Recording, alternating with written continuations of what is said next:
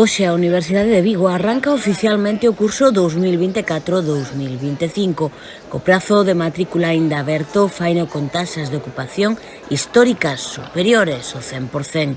No campus de Ourense, das 19 titulacións de grao e dobres graos existentes, quedan prazas en Ciencia e Tecnoloxía dos Alimentos, Ciencias Ambientais, Enxeñería Agraria e Turismo.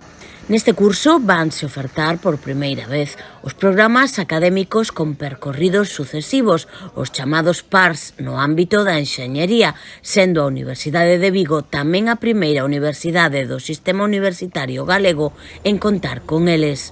A finalidade deste programa é que o estudante reforce a súa formación integral vinculando o título de grao e mestrado, tendo a oportunidade de matricularse no mestrado antes de rematar o seu grao. Concretamente, no campus de Ourense vanse desenvolver os PARS en mestrado en Enxeñería Aeronáutica vía grao en Enxeñería Aeroespacial e mestrado en Enxeñería Informática vía grao en Enxeñería Informática.